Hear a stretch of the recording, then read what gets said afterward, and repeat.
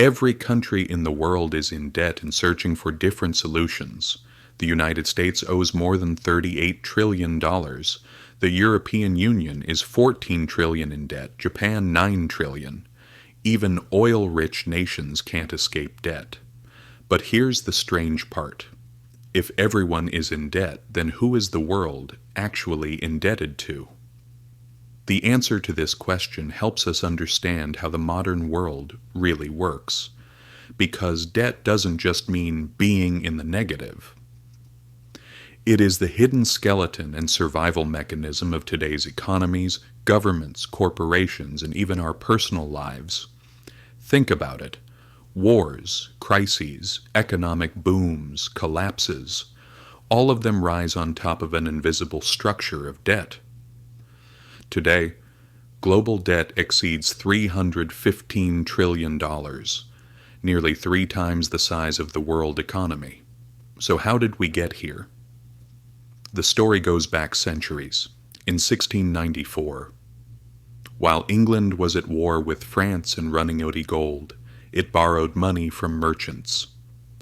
To manage these loans, the Bank of England was established. This allowed governments to spend money they didn't yet have. The government bond we know today was born at that moment. After that, France did it, Turkey did it, America did it. In short, everyone drank the poison. Debt became not a weakness, but a sign of power. Whoever could borrow more easily, aside from the unseen players behind the scenes, was effectively the one directing the game. Today, things are much more complicated. For example, most of America's $38 trillion debt actually belongs to Americans themselves, the wealthy. Banks, pension funds, investment funds. So the country is in debt, but at the same time it is also its own creditor. Most of the remaining debt goes to countries like Japan and China, but this is still only a small part of the total. So if you ask, who owes whom?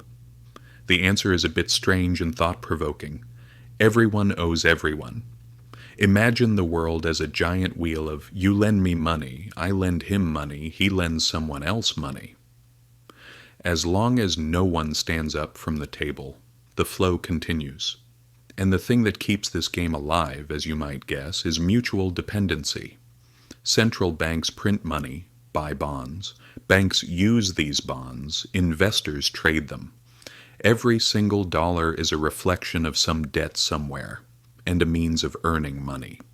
When things are going well, no one questions this system.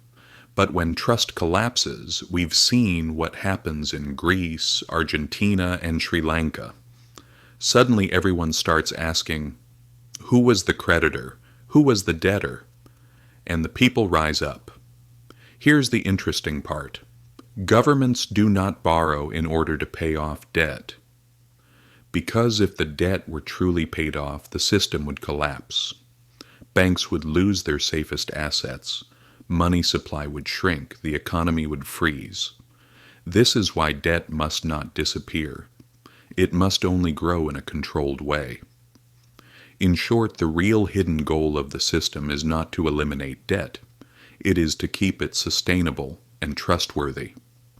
But there is a painful side of this that affects society. If you ask who profits from debt, you already know the answer: those who hold the debt. And the losers are the millions of citizens paying the interest. This is why debt becomes a power dynamic, both between nations and within societies. At the end of the day, the modern world works like this. Governments take on debt. Banks expand it in a controlled manner. Investors buy and sell to make profit. Citizens spin endlessly inside this cycle. Debt was once a chain. Today it is a balancing mechanism.